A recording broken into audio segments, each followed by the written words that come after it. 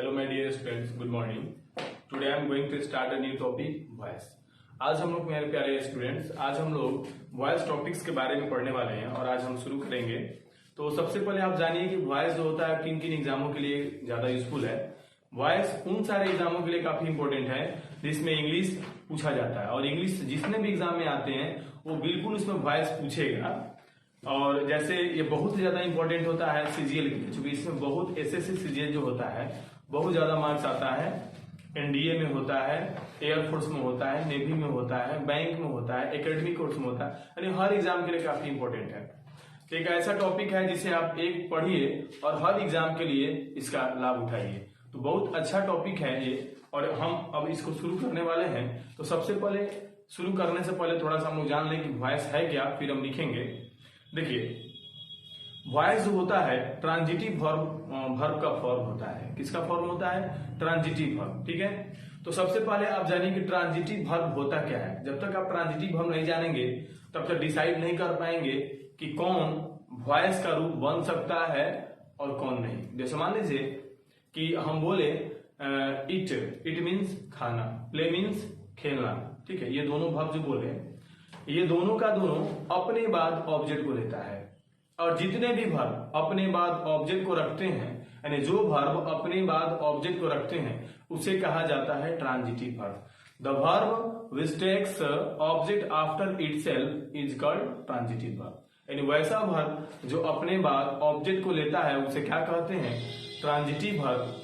और अब हम बात करेंगे इन ट्रांजिटिव वर्ब का, कि वैसा वर्ब जो अपने बाद कॉम्प्लीमेंट को लेता है, वैसा वर्ब जो अपने बाद कॉम्प्लीमेंट को लेता है उसे हम इंट्रांजिटिव वर्ब कहते हैं।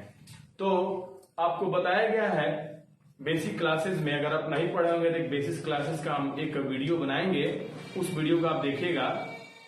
उसमें आपको पूरा बताया गया है, और जो स्टूडेंट्स हमारे यहाँ पढ़े हैं या पढ़ रहे हैं वो बिल्कुल जानते हैं कि ऑब्जेक्ट किसे कहते हैं, कॉम्प्लीमेंट किसे कहते हैं। जैसे मान लीजिए सबसे पहले हम लोग वॉइस हम लिख दें कि वॉइस जो है यहां पर लिखा हुआ है वॉइस, जिसका हिंदी वाच्य होता है, और हिंदी से कोई मतलब नहीं है। एग्जाम में वॉइस समझ में सबको आ जाती है, इसलिए वाच्य जानने की कोई आवश्यकता नहीं है।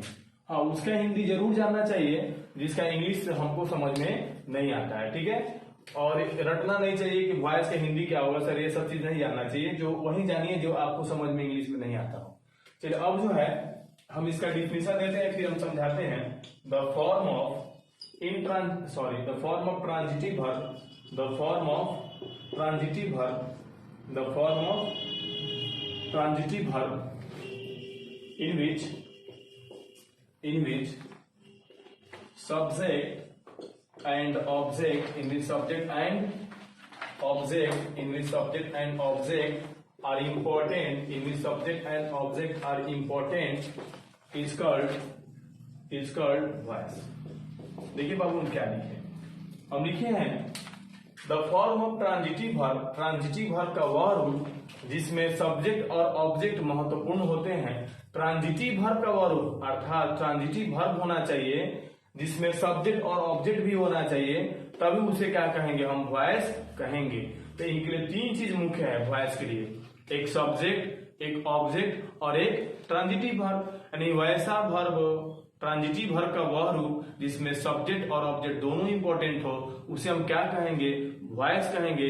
तो वॉइस के लिए तीन चीज चाहिए, एक सब्जेक्ट, एक ट्रांजिटिव वर्ब और एक ऑब्जेक्ट। अब देखिए कुछ एग्जांपल हम देते हैं। जैसे मान लीजिए हम लिखें I play cricket, I play cricket. देखिए बाबू, ये जो है आपका सब्जेक्ट है, ये आपका ट्रांजिटिव वर्ब है, और ये ऑब्जेक्ट है, यानी ये वॉइस पॉसिबल है, अर्थात ये एक्टिव वॉइस है, इसका पैसिव भी बनाया जा सकता है। ठीक है, अब एक और एग्जांपल देखिए, आई प्ले क्रिकेट तो हम लिख दिए, दूसरा हम लिख रहे हैं cricket is played by me, cricket is played by me.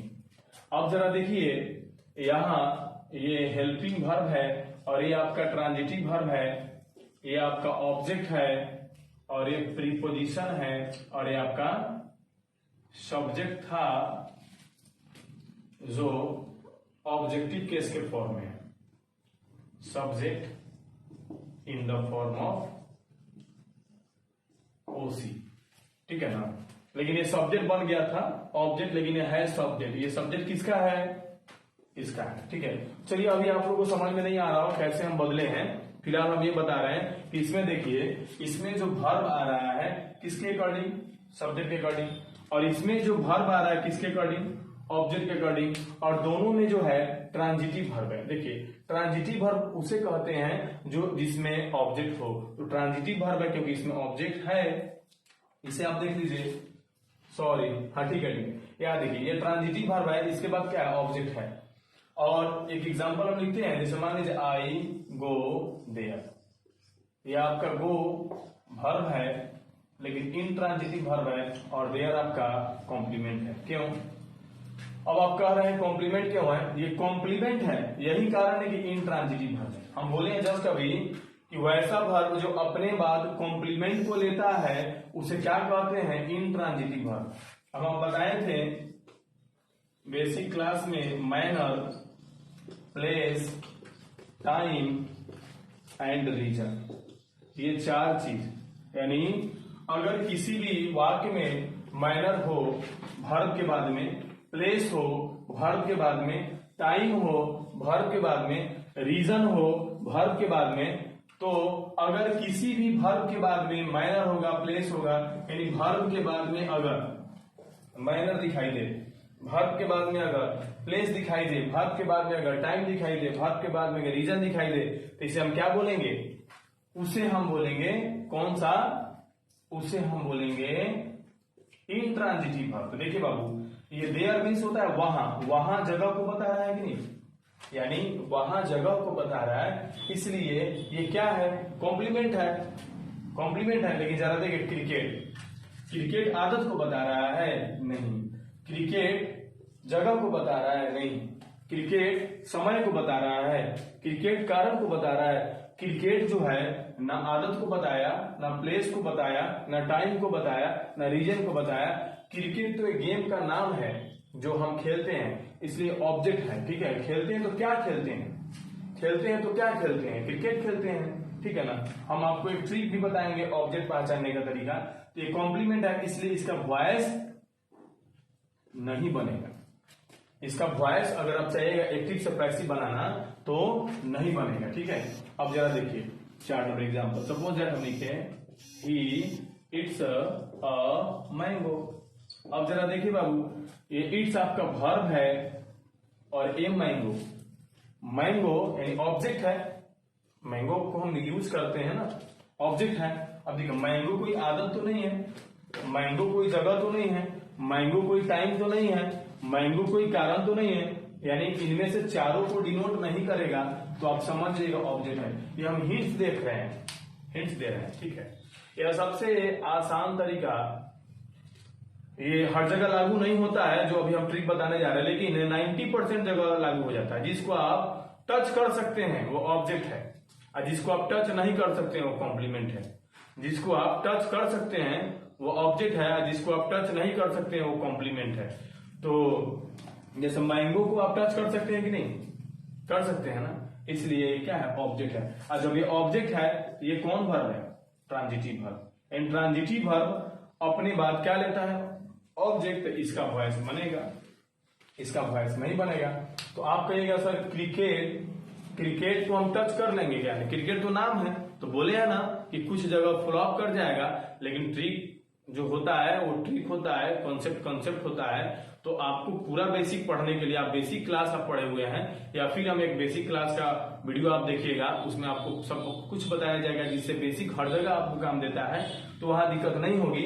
अब जरा कुछ और एग्जाम्पल हम लोग लेते हैं। जैसे मान लीजिए 5वां एग्जाम्पल हम देते हैं। सपोज दैट यहां देखिए, ये तो ट्रांजिटिव वर्ब था। अब जैसे मान लीजिए हम यहां लिखें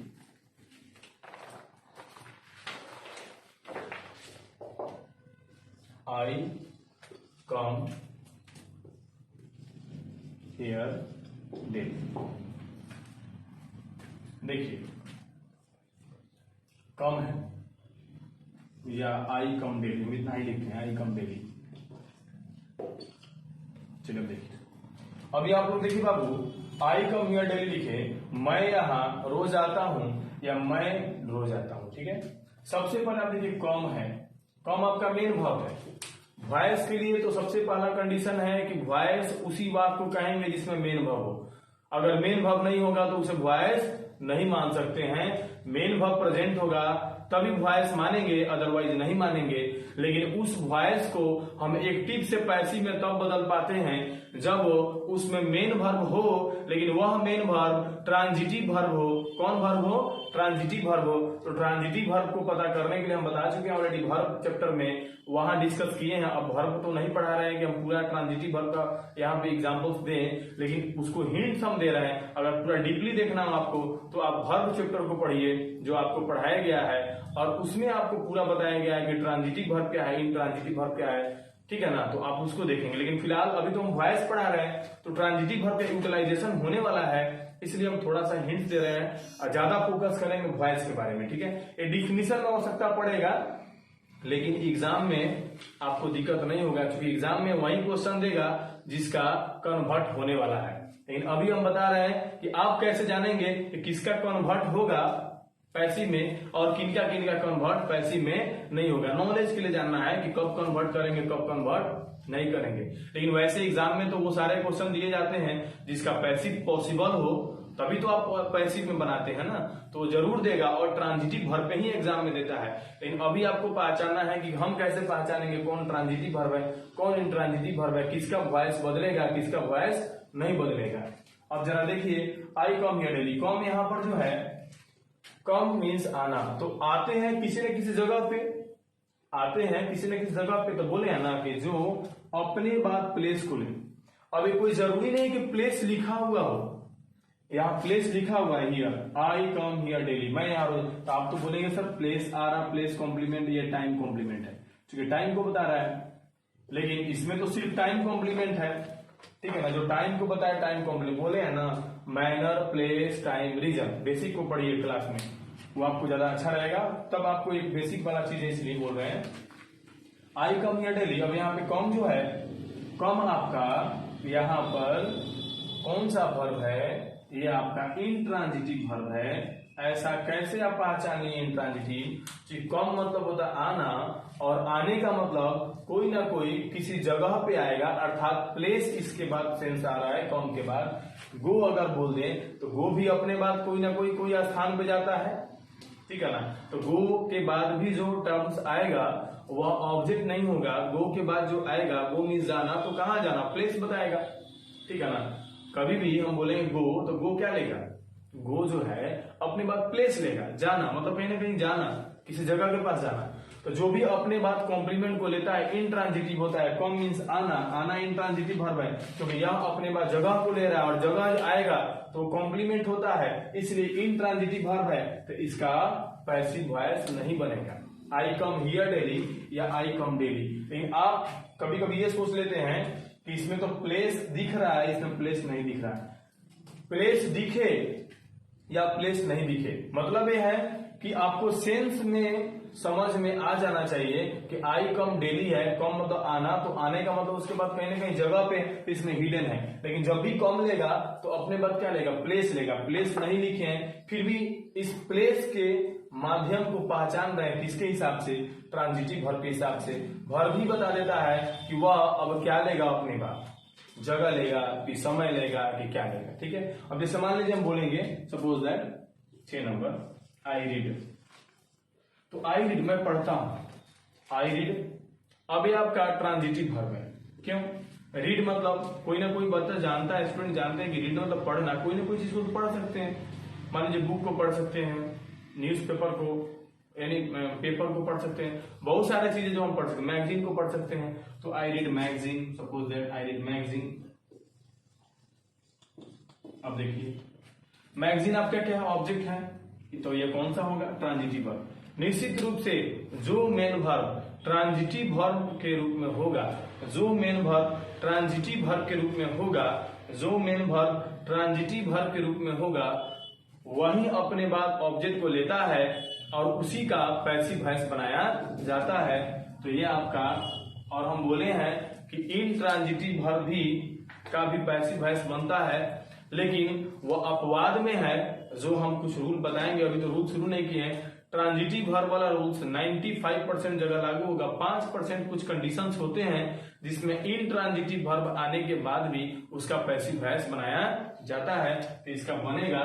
लेकिन हाँ, हम उन सारे वाक्यों को एक्टिव से पैसिव बनाते हैं जिसमें मेन वर्ब हो, और मेन वर्ब में हो, और वह मेन वर्ब किसके रूप में हो, तो ट्रांजिटिव वर्ब के रूप में हो। किसके रूप में हो? ट्रांजिटिव वर्ब के रूप में मेन वर्ब होगा, तभी उसका पैसिव वॉइस बनेगा। लेकिन एग्जाम में आपको जितना भी क्वेश्चन देता है वो ट्रांजिटिव वर्ब पे ही देता है, उसको बनाने के लिए देता है। लेकिन अभी कोई आपसे इंट्रांजिटिव वर्ब पे दे दे क्वेश्चन और कहेगा इसका पैसिव वॉइस बनाइए, तो हो सकता है कि वह इंट्रांजिटिव वर्ब पे दे दे और आपको चेक कर रहे हो कि हाँ ये बनने वाला पैसिव में है कि नहीं है। तो सबसे पहले आप चेक उसको देखेंगे कि अगर उसमें इंट्रांजिटिव वर्ब है तो बोल दीजिएगा कि इसका पैसिव वॉइस नहीं बनेगा। लेकिन आप जब एग्जाम में कोई भी क्वेश्चन सॉल्व करने के लिए आपको दिया जाएगा तो आपसे पूछा नहीं जाएगा, बल्कि ट्रांजिटिव वर्ब में ही दिया जाएगा, तो आप आसानी से बना सकेंगे। तो अगर आपको थोड़ा बहुत दिक्कत हो रही है वो ट्रांजिटिव इंट्रांजिटिव तो हम बता ही हैं, लेकिन एग्जाम के लिए दिक्कत नहीं है, क्योंकि एग्जाम में जो क्वेश्चन देता है वो सबका सब जो होता है ट्रांजिटिव वर्ब में ही देता है, इसलिए वहां पर आचाने की कोई आवश्यकता नहीं है। बिल्कुल आप कन्वर्ट कीजिएगा किसमें? पैसिव में।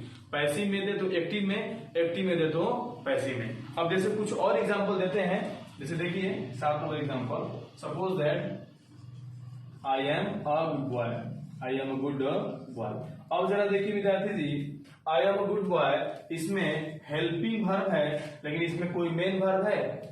इसमें कोई मेन वर्ब नहीं है, इसलिए इसका वॉइस नहीं बनेगा। हम बोले हैं कि मेन वर्ब आना चाहिए, और मेन वर्ब आए उसके साथ साथ हेल्पिंग वर्ब आ जाए, कोई दिक्कत नहीं है। लेकिन केवल हेल्पिंग वर्ब आएगा तो उसका आप पैसिव वॉइस नहीं बना सकते हैं। हेल्पिंग वर्ब भी होना चाहिए और मेन वर्ब भी होना चाहिए। जैसे मान लीजिए हम लिखें 8 number example, if I were a professor. अब देखिए बाबू, यदि मैं एक प्रोफेसर होता, डिजायरेबल सेंटेंस है, ठीक है ना। तो यहां पर वर है, हेल्पिंग वर्ब है, इसमें देखिए तो कहीं भी मेन वर्ब है? इसमें नहीं है, कहीं भी मेन वर्ब है। हम बोले हैं ना कि मेन वर्ब आएगा उसी का वॉइस बनता है, या उसको वॉइस कहा जाता है। अगर मेन वर्ब नहीं हो तो उसको वॉइस माना नहीं जाता। ये वॉइस नहीं है आपका, ये वॉइस नहीं है। जब वॉइस है नहीं तो एक्टिव पैसिव तो बनेगा ही नहीं इसका, इसलिए वॉइस नहीं है। हाँ, वॉइस वही है जिसमें मेन वर्ब हो या हेल्पिंग वर्ब और मेन वर्ब दोनों हो। किसी भी वाक्य में अगर हेल्पिंग वर्ब के साथ साथ मेन वर्ब होगा तो उसका वॉइस संभव है, या केवल मेन वर्ब हो तो भी वॉइस संभव है, लेकिन सिर्फ हेल्पिंग वर्ब हो तो उसका वॉइस संभव नहीं है। जैसे मान लीजिए 9 नंबर हम बोलते हैं he is writing a letter, he is writing a letter। अब जरा ध्यान दीजिए बाबू, इसमें is जो है हेल्पिंग वर्ब है, राइटिंग जो है मेन वर्ब है, यानी इसमें हेल्पिंग वर्ब भी है, मेन वर्ब भी है। तो मेन वर्ब आया ना, यानी मेन वर्ब आएगा तभी उसका पैसिव वॉइस एक्टिव वॉइस बनेगा, अदरवाइज नहीं बनेगा। और वो भी मेन वर्ब है, तो ये कौन मेन वर्ब है? ट्रांजिटिव मेन वर्ब है। क्योंकि राइट मीन्स लिखना, ये देखिए आपका ए लेटर ऑब्जेक्ट है, इसलिए ट्रांजिटिव वर्ब है, और ट्रांजिटिव वर्ब है मेन वर्ब, साथ साथ हेल्पिंग वर्ब भी है। तो केवल ट्रांजिटिव वर्ब होगा तो भी वॉइस है, ट्रांजिटिव वर्ब के साथ हेल्पिंग वर्ब होगा तो भी वॉइस है, लेकिन सिर्फ हेल्पिंग वर्ब होगा तो उसे वॉइस नहीं मानेंगे। और अब हम लोग जानेंगे कि वॉइस के कितने सॉर्ट्स होते हैं। तो सॉर्ट्स कहिए या काइंड्स कहिए, तो वॉइस के 2 सॉर्ट्स होते हैं, एक्टिव वॉइस और पैसिव वॉइस। एक्टिव वॉइस और पैसिव वॉइस। अब जरा ध्यान दीजिए, हम लोग देखेंगे कि काइंड्स ऑफ वॉइस कौन कौन है। देखिए kinds of voice, active voice, passive voice बोले, और उसका हिंदी अगर आप जानना चाहते हैं एक्टिव और पैसिव वॉइस का, तो एक्टिव का हिंदी होता है कर्तरी वाच्य, और पैसिव का हिंदी होता है कर्मवाच्य। हालांकि हिंदी हम बोले हैं कि हिंदी आप मत रटिए, ठीक है ना, हिंदी से कोई फायदा नहीं है, आप उसका हिंदी जानिए जो आपको समझ में नहीं आता है। Kinds of voice. वॉइस 2 प्रकार के होते हैं, एक अभी बोले हम एक्टिव वॉइस, एक्टिव वॉइस, और एक पैसिव वॉइस, एक्टिव वॉइस और पैसिव वॉइस। ठीक है, अब जो है विद्यार्थी जी एक्टिव वॉइस क्या हम लोग जानेंगे, एक्टिव वॉइस के बारे में हम लोग जानेंगे। The voice in which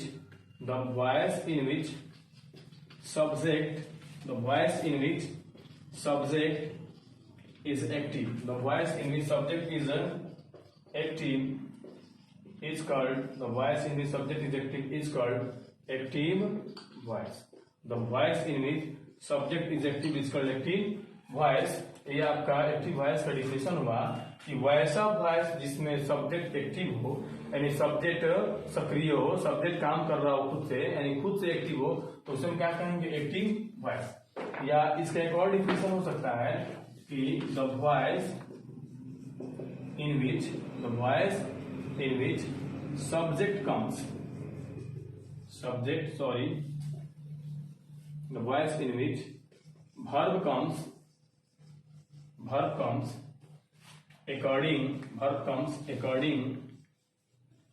comes according to the subject is called active voice। ठीक है, अब देखिए हम क्या लिखे, the voice in which verb comes, वैसा वॉइस जिसमें वर्ब आता है अकॉर्डिंग टू द सब्जेक्ट, किसके अनुसार, सब्जेक्ट के अनुसार। वैसा वॉइस जिसमें वर्ब आता है किसके अनुसार, सब्जेक्ट के अनुसार, उसे कहते हैं क्या, एक्टिव वॉइस। जैसे एग्जांपल देखिए,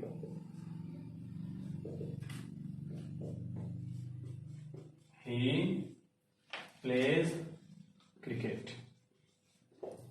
अब देखो ही प्लेज क्रिकेट लिखे, यहां पर प्लेज आपका जो आ रहा है किसके अनुसार, ही के अनुसार। ही क्या है, सब्जेक्ट है, और ये वर्ब है, तो वर्ब यहां पर किसके अनुसार है, सब्जेक्ट के अनुसार। और बोला गया है कि वैसा वॉइस जिसमें वर्ब आता हो किसके अनुसार, सब्जेक्ट के अनुसार, उसे क्या कहेंगे, एक्टिव वॉइस।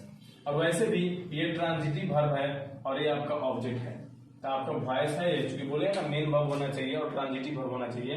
लेकिन अब जैसे मान लीजिए यहाँ पे हम एक और एग्जांपल लिखते हैं, they are doing this work. अब जरा देखिए, इसमें हेल्पिंग वर्ब भी है और मेन वर्ब भी है, लेकिन मेन वर्ब है ना, वॉइस के लिए ज्यादा इंपॉर्टेंट कौन है, मेन वर्ब। हेल्पिंग वर्ब हो या नहीं हो, लेकिन मेन वर्ब का होना जरूरी है। तो मेन वर्ब है इसलिए वॉइस है। और यहां पर जो इसको देखेंगे, अब ये किसके अनुसार आ रहा है, सब्जेक्ट के अनुसार। जब 2-3 वर्ब हो जाए तो पहला वाला वर्ब को हम लगाते हैं सब्जेक्ट के अनुसार, ठीक है ना। और जब एक वर्ब हो तो उसी वर्ब को लगाते हैं किसके अनुसार, सब्जेक्ट के अनुसार। जब 3 वर्ब होगा तो फर्स्ट वाला वर्ब आएगा किसके अनुसार, सब्जेक्ट के अनुसार। तो इसमें भी वर्ब जो आ रहा है किसके अकॉर्डिंग, सब्जेक्ट के अकॉर्डिंग, इसलिए कौन सा वॉइस है, ये एक्टिव वॉइस है। ठीक है ना।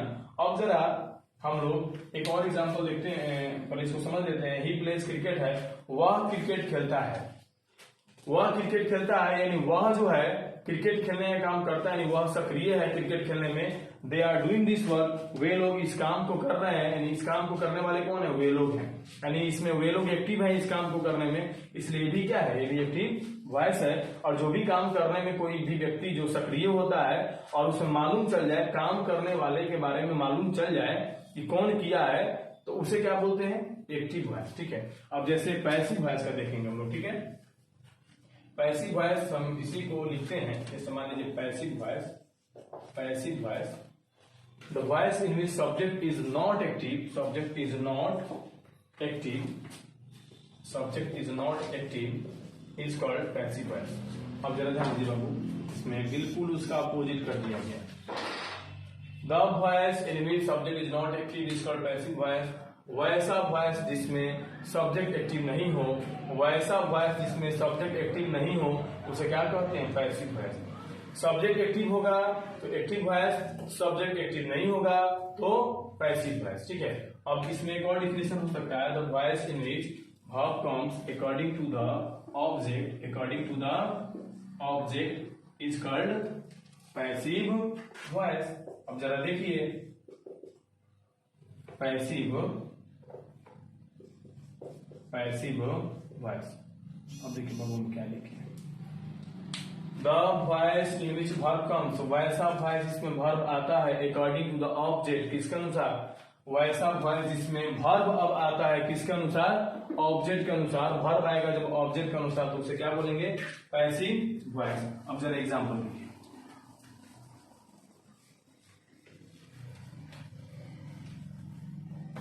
अब जैसे पहला एग्जांपल, दिस हाउस इज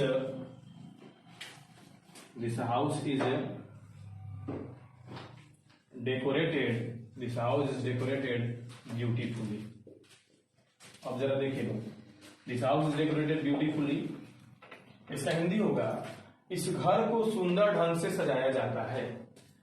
जैसे मान लीजिए घर है, इस घर को सुंदर ढंग से सजाया जाता है, ये तो हम बोल दिए कि इस घर को सुंदर ढंग से सजाया, एक्शन तो हो रहा है, काम तो हो रहा है, ठीक है, लेकिन इस घर को कर कौन रहा है, सजाने का काम, यानी सजाने का काम कौन कर रहा है इसे पता नहीं।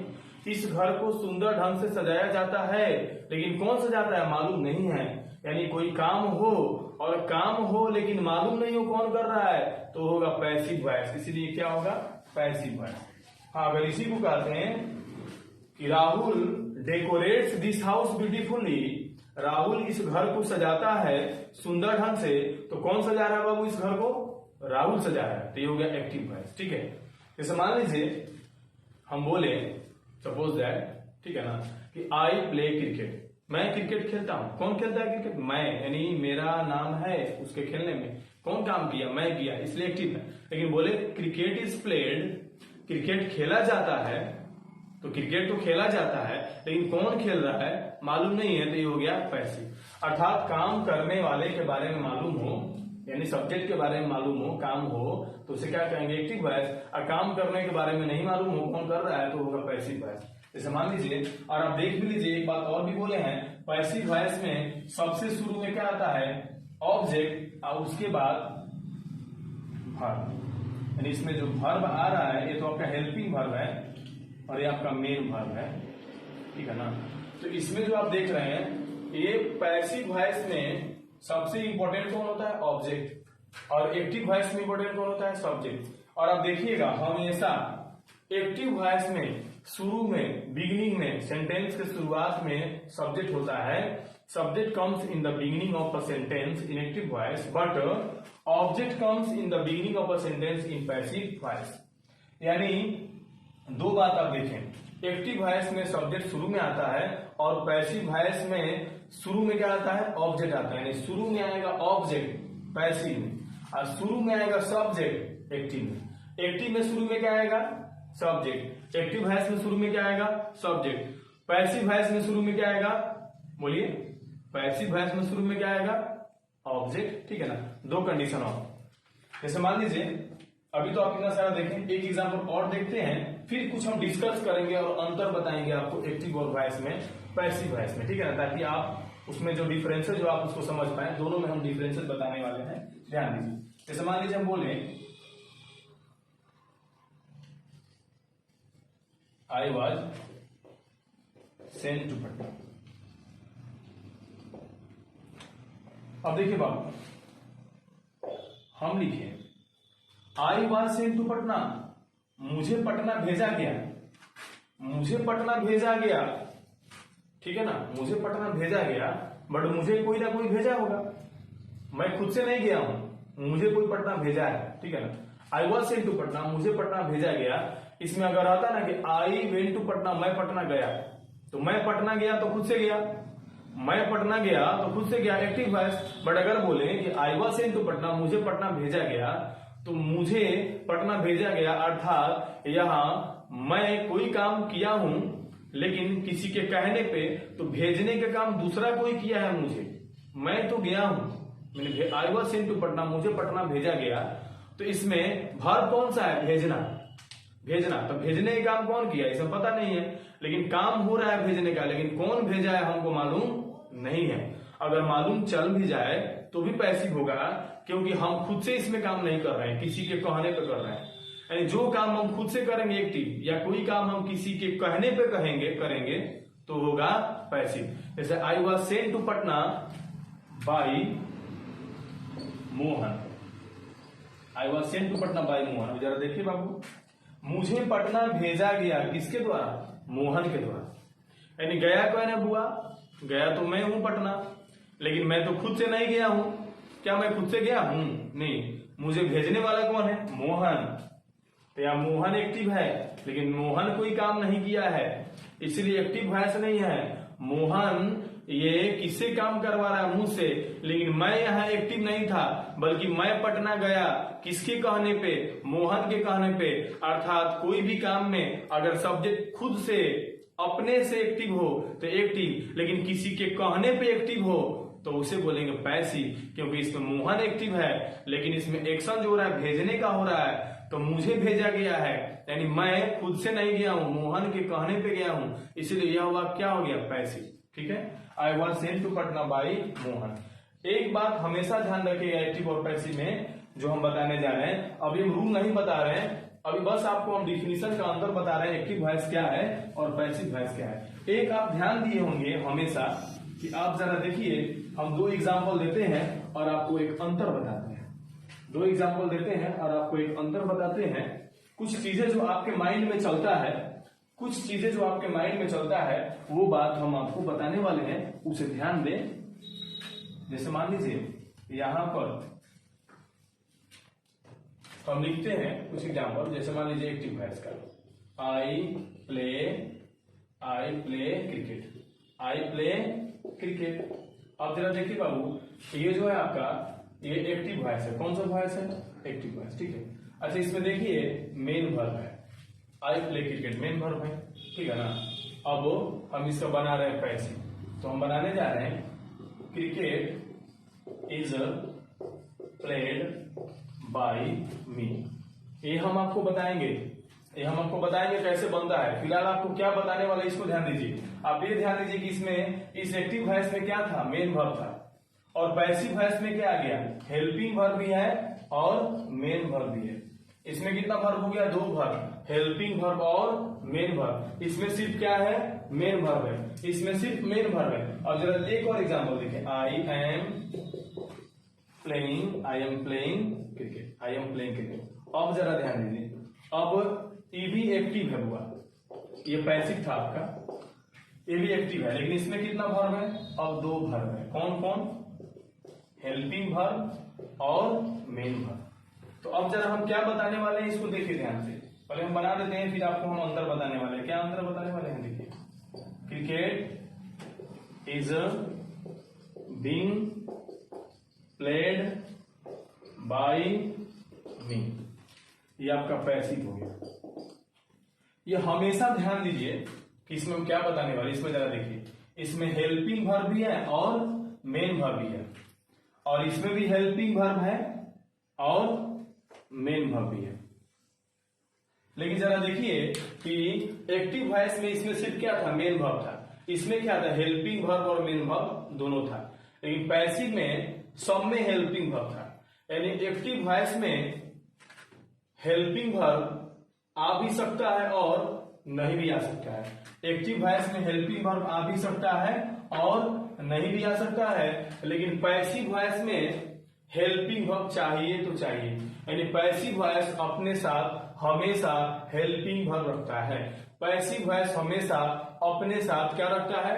हेल्पिंग वर्ब रखता है। लेकिन एक्टिव वॉइस में हेल्पिंग वर्ब आ भी सकता है और नहीं भी आ सकता है। और जरा एक चीज और देखिए कि यहाँ एक्टिव वॉइस में कितना वर्ब था? एक ठो। तो पैसिव वॉइस में कितना वर्ब हो गया? दो ठो। इसमें देखिए एक्टिव वॉइस में कितना वर्ब है? दो ठो। तो पैसिव वॉइस में कितना वर्ब हो गया? तीन ठो।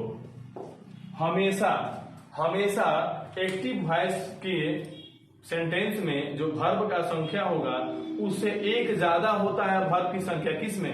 पैसिव वॉइस में। अगर पैसिव वॉइस में वर्ब की संख्या 3 होगा तो एक्टिव वॉइस में वर्ब की संख्या कितना होगा? 2 होगा। अगर पैसिव वॉइस में वर्ब की संख्या 2 होगी, अगर पैसिव वॉइस में वर्ब की संख्या 2 होंगे तो एक्टिव वॉइस में वर्ब का संख्या कितना होगा? 1 होगा।